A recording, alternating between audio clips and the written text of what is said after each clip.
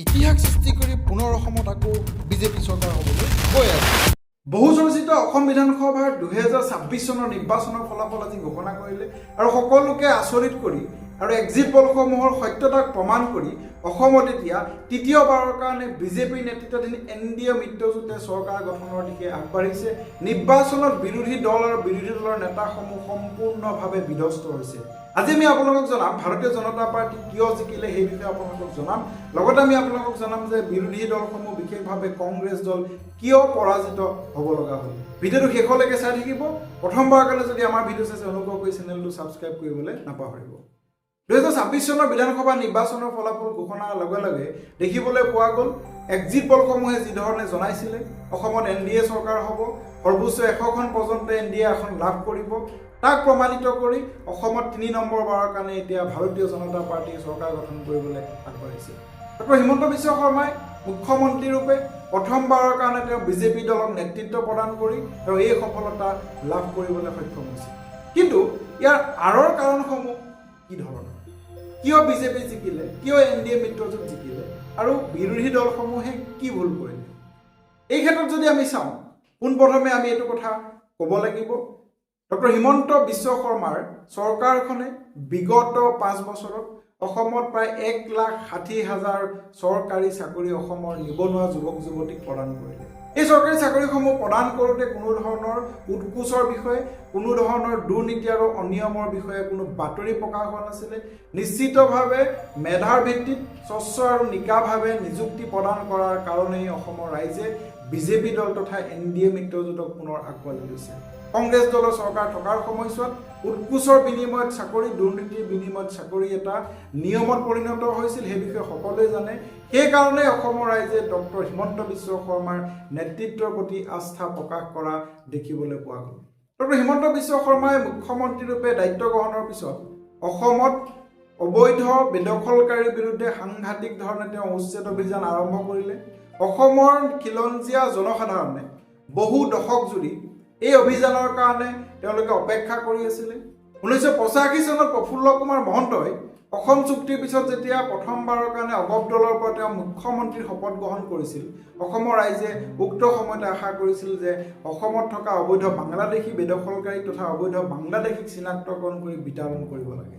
Doctor Himanta Biswa শৰ্মাৰ চৰকাৰখনে অসমৰ বিভিন্ন সত্ৰ, অসমৰ বিভিন্ন বনাঞ্চল আদিত যিসমূহ অবৈধ বেদখলকাৰী আছিলে, এই বেদখলকাৰীসকলক উচ্ছেদ কৰিছে আৰু তাৰ কাৰণে অসমৰ ৰাইজে তেওঁক সমৰ্থন দিছে বুলি ক'ব পৰা গৈছে।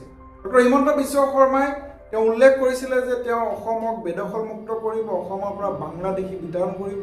যদিও তেওঁ বাংলাদেশী বিতাড়নত বহুত বেছি সফল হোৱা নাই বুলি আমি ক'ব পাৰোঁ, কিন্তু তেওঁ অসমৰ ৰাইজক এটা আশাৰ ৰেঙনি দেখুৱালে যে তেওঁৰ চৰকাৰে বেদখলকাৰীৰ বিৰুদ্ধে শূন্য সহনশীল নীতি তেওঁ গ্ৰহণ কৰে আৰু বিগত সময়ত সীমা পাৰ হৈ অহা বাংলাদেশী নাগৰিকক অসম চৰকাৰে, অসম পুলিচে কিন্তু পুছবেক কৰাও দেখিবলৈ পোৱা গৈছে। ডক্টৰ হিমন্ত বিশ্ব শৰ্মাৰ সময়ছোৱাত তেওঁৰ চৰকাৰে অসমৰ মহিলাসকলৰ সবলীকৰণৰ কাৰণে বহুকেইখন আঁচনি গ্ৰহণ কৰিলে। তেওঁৰ চৰকাৰে মহিলাসকলক প্ৰায় 40 লাখ মহিলাক মাহে পোনপ্ৰথমে 1250 টকা প্ৰদান কৰা দেখিবলৈ পোৱা গ'ল। নিৰ্বাচনৰ আগত 9,000 টকা এইসকল মহিলাক প্ৰদান কৰিলে। এইবাৰ ঘোষণা কৰিলে বিজেপি চৰকাৰ আহিলে মাহে 3,000 টকাকৈ অৰুণোদয় আঁচনিৰ ধন বৃদ্ধি কৰা হ'ব। 40 লাখ মহিলাক 10,000 টকাকৈ মহিলা উদ্যমিতা আঁচনিৰ অধীনত তেওঁ প্ৰদান কৰিলে। আৰু ইয়াৰ ফলত অসমৰ মহিলাসকলে ডক্টৰ হিমন্ত বিশ্ব শৰ্মাক ভোট দিছে বুলি আমি ক'ব পাৰোঁ। কেৱল সেয়াই নহয়, অসমৰ ছাত্ৰ ছাত্ৰীসকলক ডক্টৰ হিমন্ত বিশ্ব শৰ্মাই তেওঁ যথেষ্টখিনি সহায় কৰিছে। অসমৰ সকলো শিক্ষানুষ্ঠানত নামভৰ্তি বিনামূলীয়া, অৰ্থাৎ চৰকাৰী শিক্ষানুষ্ঠানত নামভৰ্তি বিনামূলীয়া কৰা হৈছে। বিদ্যালয়, মহাবিদ্যালয় পৰ্যায়ত থকা ছাত্ৰ ছাত্ৰীক জলপানী প্ৰদান কৰা হৈছে। মেধাৱী ছাত্ৰ ছাত্ৰীক স্কুটি প্ৰদান কৰা হৈছে তথা বিভিন্ন ধৰণৰ নিবনুৱা ছাত্ৰ ছাত্ৰীসকলৰ পৰীক্ষাৰ প্ৰস্তুতিৰ কাৰণেও চৰকাৰে ধন প্ৰদান কৰিছে, যাৰ ফলত অসমৰ ৰাইজে ডক্টৰ হিমন্ত বিশ্ব শৰ্মা চৰকাৰখনক হিয়া উজাৰি ভোট প্ৰদান কৰিছে। ডক্টৰ হিমন্ত বিশ্ব শৰ্মাৰ চৰকাৰৰ সময়ছোৱাত অসমত তেওঁ ড্ৰাগছৰ বিৰুদ্ধে অভিযান আৰম্ভ কৰে। প্ৰায় 20,000জন ড্ৰাগছ পেডেলাৰক ধৰা হৈছে, গ্ৰেপ্তাৰ কৰা হৈছে, 5,000 কোটি টকা ড্ৰাগছ জব্দ কৰা হৈছে। ইয়াৰ কাৰণে অসমৰ ৰাইজে ডক্টৰ হিমন্ত বিশ্ব শৰ্মাৰ নেতৃত্বক সমৰ্থন জনাইছে। তদুপৰি চৰকাৰখনৰ কাম কাজৰ উপৰিও ভাৰতীয় জনতা পাৰ্টিৰ সাংগঠনিক ভেটি অসমত সাংঘাতিক শক্তিশালী। অসমৰ প্ৰতিখন গাঁৱত, অসমৰ প্ৰতিখন চহৰত, প্ৰতিটো চুবুৰীত বিজেপিৰ সাংগঠনিক ভেটি আছে। বিজেপি দলটোৱে অসমৰ সকলো জনসাধাৰণক তেওঁলোকে স্পৰ্শ কৰিবৰ কাৰণে চেষ্টা চলোৱা দেখিবলৈ পোৱা গ'ল, যিটো কাম বিৰোধী দলসমূহে কৰা নাছিল। বিজেপি দলৰ কাৰ্যকৰ্তাসকলে দিনে নিশাই অসমৰ গাঁৱে ভূঞে থকা ভোটাৰসকলৰ তেওঁলোকে কাষ চাপিছিলে। বিজেপি দলে কৰা কাম কাজসমূহ ভোটাৰসকলক জনাইছিলে। প্ৰতিটো অঞ্চলত, প্ৰতিখন গাঁৱত বিজেপি দলৰ কাৰ্যকৰ্তাসকলে তেওঁলোকে ক্ষুদ্ৰ ক্ষুদ্ৰ গোটত বিভক্ত হৈ জনসাধাৰণক চৰকাৰে কৰা কামৰ বিষয়ে জনাই দিছিলে। অনাগত দিনত কি কাম কৰিব সেই বিষয়ে জনাই দিছিলে। তাৰ ফলত ৰাইজে বিজেপি দলৰ প্ৰতি আকৰ্ষিত হৈছে বুলি ক'ব পৰা গৈছে। আনহাতে অসমলৈ নিৰ্বাচনৰ পূৰ্বৰে পৰা ভাৰতৰ প্ৰধানমন্ত্ৰী নৰেন্দ্ৰ মোদী আৰু অমিত শ্বাহে সঘন আহ যাহ কৰা দেখিবলৈ পোৱা গৈছিলে। অমিত শ্বাহে আৰু নৰেন্দ্ৰ মোদীয়ে অসমৰ বহু অঞ্চলত তেওঁলোকে বিশাল জনসভা অনুষ্ঠিত কৰাৰ বিপৰীতে কংগ্ৰেছ দলৰ নেতা ৰাহুল গান্ধীয়ে অতি কম সংখ্যক নিৰ্বাচনী সভাতহে তেওঁ অংশগ্ৰহণ কৰা দেখিবলৈ পোৱা গৈছে। ডক্টৰ হিমন্ত বিশ্ব শৰ্মাৰ চৰকাৰৰ সময়ছোৱাত অসমৰ গাঁও চহৰ সকলো অঞ্চলৰে আন্তঃগাঁথনি বিকাশ হৈছে। অসমৰ প্ৰায়বোৰ অঞ্চলতে ৰাস্তা পকীকৰণ কৰা হৈছে। কেৱল সেয়াই নহয়, গুৱাহাটী মহানগৰীত এখন বৃহৎ দলং, ব্ৰহ্মপুত্ৰ নদীৰ ওপৰত গুৱাহাটী উত্তৰ গুৱাহাটী সংযোগী দলং উদ্বোধন কৰা হৈছে। মাজুলীত দলং নিৰ্মাণ কৰি থকা হৈছে, মাজুলীৰ এখন দলং উদ্বোধন কৰা হৈছে। কেৱল সেয়াই নহয়, ধুবুৰী জিলাত ব্ৰহ্মপুত্ৰৰ ওপৰত এছিয়াৰ ভিতৰত দীৰ্ঘতম 20 কিলোমিটাৰ দৈৰ্ঘ্যৰ এখন দলং নিৰ্মাণ হৈছে। এইসমূহে ডক্টৰ হিমন্ত বিশ্ব শৰ্মাৰ চৰকাৰখনৰ প্ৰতি জনসাধাৰণৰ সমৰ্থন বৃদ্ধি নিশ্চিতভাৱে কৰিলে বুলি ক'ব পৰা গৈছে। আনহাতে অসমলৈ অবৈধ বাংলাদেশী নাগৰিকৰ প্ৰব্ৰজনৰ বিষয়টোৱে বিগত 50-60 বছৰে অসমৰ ৰাজনীতি সদায় উত্তপ্ত কৰি ৰাখিছে। ডক্টৰ হিমন্ত বিশ্ব শৰ্মাই প্ৰতিটো সময়তে অবৈধ বাংলাদেশী নাগৰিকৰ বিৰুদ্ধে মতামত প্ৰকাশ কৰি আহিছে। বাংলাদেশীক তেওঁ অসমৰ পৰা খেদিব বুলি ঘোষণা কৰি থকাৰ ফলত অসমৰ ৰাইজে তেওঁৰ নেতৃত্বক সমৰ্থন কৰাৰ কাৰণে হয়তো বিজেপি দলে আজিৰ নিৰ্বাচনী ফলাফলত নিৰংকুশ সংখ্যাগৰিষ্ঠতাৰে চৰকাৰ গঠন কৰিবৰ কাৰণে আগবাঢ়িছে। আনহাতে বিজেপি দলটোৱে বিগত সময়ছোৱাত অসমৰ গাঁৱে ভূঞে চুকে কোণে বিভিন্ন ধৰণে তেওঁলোকে জনসাধাৰণৰ কাষ চাপিবলৈ চেষ্টা চলালে আৰু তাৰ ভিতৰত উল্লেখযোগ্য হৈছে ডিজিটেল কেম্পেইন। বিজেপি দলটোৱে ইউটিউব, ফেচবুক, ইনষ্টাগ্ৰাম এই সকলোবিলাক ছ'চিয়েল মিডিয়া তথা বিভিন্ন ডিজিটেল প্লেটফৰ্মক তেওঁলোকে সাংঘাতিক ধৰণে ব্যৱহাৰ কৰিলে। এই প্লেটফৰ্মসমূহৰ যোগেদি তেওঁলোকে কেম্পেইনক এনেকুৱা এটা পৰ্যায়লৈ লৈ গ'ল যে জনসাধাৰণে বিজেপি দলটোৰ প্ৰতি আকৃষ্ট হ'ল বুলি ক'ব পৰা গৈছে। বিজেপি দলে বটদ্ৰৱাত শংকৰদেৱৰ জন্মস্থানত এক বৃহৎ প্ৰকল্প তেওঁলোকে নিৰ্মাণ কৰি দেখুৱাই দিলে বিজেপি দলৰ চৰকাৰখনে। গুৱাহাটী মহানগৰীত উন্নয়নৰ বিভিন্ন কাম কৰিলে। ডিব্ৰুগড়ত অসমৰ দ্বিতীয়খন ৰাজধানী তেওঁলোকে স্থাপন কৰিলে আৰু অসমৰ সকলো জাতি জনগোষ্ঠীৰ প্ৰতি বিভিন্ন ধৰণে চৰকাৰখনে সহায় সহযোগিতা বিগত সময়ত আগবঢ়ালে। তাৰ ফলতে বিজেপি দলৰ নেতৃত্বাধীন NDA মিত্ৰজোঁটে নিৰংকুশ সংখ্যাগৰিষ্ঠতাৰে এতিয়া অসমত চৰকাৰ গঠন কৰিবলৈ আগবাঢ়িছে। বিজেপি দলে যিখিনি কাম কৰিলে, ডক্টৰ হিমন্ত বিশ্ব শৰ্মাৰ নেতৃত্বত যিখিনি কাম হ'ল, সেই কামসমূহক জনসাধাৰণে আস্থাত গ্ৰহণ কৰিলে।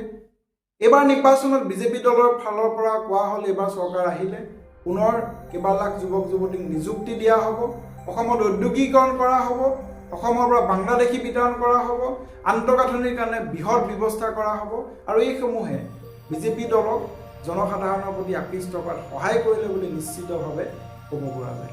আৰু একে সময়তে আমি যদি চাওঁ গৌৰৱ গগৈ নেতৃত্বাধীন বিৰোধী মিত্ৰজোঁটে কি ভুল কৰিলে। অসম বিধানসভাৰ নিৰ্বাচনৰ প্ৰায় 4-5 মাহ আগৰ পৰা ডক্টৰ হিমন্ত বিশ্ব শৰ্মাই প্ৰায় 300ৰো অধিক তেওঁ ৰাজনৈতিক সভা অনুষ্ঠিত কৰিলে। তাৰ তুলনাত গৌৰৱ গগৈ হয়তো 100খনো নিৰ্বাচনী সভা অনুষ্ঠিত কৰা নাই। কংগ্ৰেছ দলৰ সাংগঠনিক ভেটি তৃণমূল পৰ্যায়ত সাংঘাতিক দুৰ্বল। গাঁও অঞ্চলত কংগ্ৰেছ দলৰ কোনো ধৰণৰ সমিতি নাই। বুথ পৰ্যায়ত কংগ্ৰেছ দলৰ তৰফৰ পৰা শক্তিশালী কোনো প্ৰাৰ্থী দিব নোৱাৰিলে। চৰকাৰৰ বিৰুদ্ধে তেওঁলোকে কোনো শক্তিশালী ইছ্যু দাঙি ধৰিব নোৱাৰিলে। কংগ্ৰেছ দলে বিশেষভাৱে জুবিন গাৰ্গৰ মৃত্যুৰ ঘটনাটোক লৈ তেওঁলোকে চৰকাৰ গঠন কৰিব বুলি আশা কৰি আছিল। তেওঁলোকৰ নিৰ্বাচনী প্ৰতিশ্ৰুতিত জুবিন গাৰ্গৰ হত্যাৰ যিটো গোচৰ সেই সন্দৰ্ভত তেওঁলোকে 100 দিনত ন্যায় প্ৰদান কৰিব বুলি তেওঁলোকে প্ৰতিশ্ৰুতি দিলে কিন্তু তেওঁলোকে এইটো কথা বুজি পোৱাত ভুল কৰিলে যে জুবিন গাৰ্গ অসমৰ ৰাজনীতিৰ কেতিয়াও ফেক্টৰী নাছিলে অসমৰ ভোটাৰ ৰাইজৰ জুবিন গাৰ্গক ভাল পায় জুবিন গাৰ্গক মৰম কৰে চেনেহ কৰে কিন্তু জুবিন গাৰ্গৰ নামত অসমত ৰাজনীতি নচলে আৰু সেইকাৰণে হয়তো আজি বিৰোধী মিত্ৰজোঁটে পৰাজয় বৰণ কৰিলে বিৰোধী মিত্ৰজোঁটৰ নেতা হিচাপে গৌৰৱ গগৈ যিমান সক্ৰিয় হ'ব লাগিছিলে সক্ৰিয় নহ'লে পাকিস্তানৰ সন্দৰ্ভত তেওঁ যি লিংকৰ কথা ওলালে পাকিস্তানী লিংক পাকিস্তানক তেওঁ এজেণ্ট বুলি কোৱা হ'ল সেই বিষয়ে অসমৰ ৰাইজক তেওঁ পতিয়ন নিয়াব নোৱাৰিলে তেওঁৰ 2 সন্তানৰ তেওঁ পত্নীগৰাকী বিদেশী বুলি বিজেপি অভিযোগ আনিলে তাৰো তেওঁ কোনো সুদুত্তৰ দিব নোৱাৰিলে আৰু সেইকাৰণে হয়তো আজি তেওঁ যোৰহাট বিধানসভা সমষ্টিত 21,000 অধিক ভোটত তেওঁ হিতেন্দ্ৰনাথ গোস্বামীৰ হাতত নিজে পৰাজয় বৰণ কৰিব লগা এটা পৰিস্থিতিৰ সৃষ্টি হৈছে তদুপৰি অসমৰ ৰাইজে কংগ্ৰেছ দলৰ বিগত সময়ৰ কাম-কাজসমূহৰ মূল্যায়ন কৰা দেখিবলৈ পোৱা গৈছিলে বিশেষভাৱে কংগ্ৰেছ দলৰ সময়ছোৱাত কংগ্ৰেছৰ চৰকাৰৰ সময়ছোৱাত গড় হত্যা এটা জ্বলন্ত সমস্যা আছিলে চৰকাৰী চাকৰিৰ কাৰণে ধন প্ৰদান কৰা এটা সমস্যা আছিলে এইসমূহ বিজেপি চৰকাৰৰ দিনত দেখিবলৈ পোৱা নগ'ল গড় হত্যা সম্পূৰ্ণৰূপে অসমত বন্ধ হ'ল সেইকাৰণে অসমৰ ৰাইজে বিজেপি দলৰ চৰকাৰখনৰ প্ৰতি সমৰ্থন প্ৰদান কৰি পুনৰবাৰ জয়ী হোৱাত সহায় কৰিলে বিৰোধী মিত্ৰজোঁটে তেওঁলোকে মিত্ৰজোঁট গঠন কৰিলে কিন্তু তেওঁলোকে যি ধৰণে তৃণমূল পৰ্যায়লৈ যাব লাগিছিলে যোৱা দেখিবলৈ পোৱা নগ'ল অখিল গগৈ ৰাজ্য দলৰ সভাপতি তেওঁ নামনি অসমৰ সংখ্যালঘু অঞ্চলত বিশেষ প্ৰচাৰ চলালে কিন্তু উজনি অসমত তেওঁ বিশেষ কোনো সক্ৰিয় ৰাজনৈতিক তেওঁ ভূমিকা গ্ৰহণ কৰা দেখিবলৈ পোৱা নগ'ল অসম জাতীয় পৰিষদৰ সভাপতি লুৰিণজ্যোতি গগৈ তেওঁ পৰাজয়ৰ দিশে আগবাঢ়িছে লুৰিণজ্যোতি গগৈয়ে তেওঁ কোনো সাংগঠনিক ভেটি বিগত 5 বছৰ শক্তিশালী কৰিব নোৱাৰিলে কংগ্ৰেছ দলৰ শক্তিশালী নেতা ভূপেন বৰা তেওঁৰ দিনত কংগ্ৰেছ দল শক্তিশালী হৈছিলে সাংগঠনিক দিশত আগবাঢ়িছিলে এই ভূপেন বৰাই নিৰ্বাচনৰ আগত বিজেপিত যোগদান কৰাটো কংগ্ৰেছৰ কাৰণে ডাঙৰ ক্ষতি প্ৰদ্যুৎ বৰদলৈ তেওঁ এগৰাকী কংগ্ৰেছৰ জ্যেষ্ঠ নেতা আছিলে তেওঁলোক দুজন বিজেপিলৈ যোৱাৰ পিছত ডক্টৰ হিমন্ত বিশ্ব শৰ্মাই ঘোষণা কৰিলে কংগ্ৰেছ দলটো এতিয়া হিন্দুৰ দল হৈ নাথাকিব কংগ্ৰেছ দলটো এতিয়া মিয়াৰ দল হ'ব আৰু তাৰ ফলতে অসমৰ ৰাইজে হয়তো কংগ্ৰেছক বিশ্বাসত ল'বলৈ তেওঁলোকে টান পালে অৰ্থাৎ গৌৰৱ গগৈৰ পিছত কংগ্ৰেছ দলৰ এনে কোনো নেতা নাই যাক অসমৰ ৰাইজে সমৰ্থন কৰিব পাৰে ভূপেন বৰা আৰু প্ৰদ্যুৎ বৰদলৈৰ নেতাক কংগ্ৰেছে নিজৰ লগত ৰাখিব নোৱাৰাটো এটা চৰম বিফলতা বুলি অভিহিত কৰিব পাৰি গৌৰৱ গগৈ তেওঁ যি ৰাজনৈতিক কৌশল সেই কৌশল তেওঁ প্ৰয়োগ কৰিব নোৱাৰিলে যোৰহাটৰ পৰিৱৰ্তে তেওঁ যদি তিতাবৰ সমষ্টিত নিৰ্বাচনত প্ৰতিদ্বন্দ্বিতা কৰিলেহেঁতেন তেওঁ পিতৃৰ সমষ্টি তাত তেওঁ হয়তো নিশ্চিতভাৱে জয়ী হ'লহেঁতেন গতিকে গৌৰৱ গগৈৰ যি নিৰ্বাচনী কৌশল সেই নিৰ্বাচনী কৌশল বিজেপিক পৰাজিত কৰিবৰ কাৰণে যথেষ্ট নহয় ডক্টৰ হিমন্ত বিশ্ব শৰ্মা আৰু তেওঁৰ মন্ত্ৰীসকল তেওঁৰ বিধায়কসকল তথা বিজেপিৰ কাৰ্যকৰ্তাসকলে যি ধৰণে কষ্ট কৰিলে কংগ্ৰেছ দলে কোনো ধৰণৰ কষ্ট কৰা দেখিবলৈ পোৱা নগ'ল আৰু তাৰ পৰিণতিতে আজি ভাৰতীয় জনতা পাৰ্টীয়ে তৃতীয়বাৰৰ কাৰণে অসমত চৰকাৰ গঠন কৰিবলৈ আগবাঢ়িলে দেৱকান্ত বৰুৱা তেওঁ ভাৰতীয় জাতীয় কংগ্ৰেছৰ প্ৰাক্তন সভাপতি অসমৰ এগৰাকী তেওঁ সাংসদ আছিলে অসমৰ ৰাজনৈতিক নেতা এই দেৱকান্ত বৰুৱাই এষাৰ মন্তব্য আগবঢ়াইছিলে যেতিয়ালৈকে আলি আৰু কুলি কংগ্ৰেছৰ লগত থাকিব তেতিয়ালৈকে কংগ্ৰেছ ক্ষমতাত থাকিব আলি অৰ্থাৎ তেওঁ সংখ্যালঘুসকলৰ কথা কৈছিলে তেওঁলোকে কংগ্ৰেছক সমৰ্থন জনাইছে যদিও কুলি অৰ্থাৎ যিসকল চাহ বাগানৰ ভোটাৰ তেওঁলোকে লাহে লাহে কংগ্ৰেছৰ পৰা আঁতৰি আহিলে তেওঁলোকে বিজেপি দলৰ প্ৰতি আকৃষ্ট হোৱা দেখিবলৈ পোৱা গ'ল যাৰ ফলতে উজনি অসমৰ যিসমূহ চাহ বাগান অধ্যুষিত সমষ্টি আছে তাত বিজেপি দলে বিপুলভাৱে জয়লাভ কৰিছে অৰ্থাৎ দেৱকান্ত বৰুৱাই যিষাৰ কথা কৈছিলে সেই কথাষাৰৰ মূল্য আজিও আছে কংগ্ৰেছ দলটোৱে বিগত সময়ছোৱাত তেওঁলোকে অসমৰ ৰাইজক পতিয়ন নিয়াব নোৱাৰিলে যে কংগ্ৰেছ দলটোৱে বাংলাদেশী ৰক্ষক নহয় কংগ্ৰেছ দলে অসমৰ সকলো জাতি জনজাতি বিশেষভাৱে সকলোৰে কথা তেওঁলোকে ভাবে কিন্তু কংগ্ৰেছ দলক বিজেপি দলটোৱে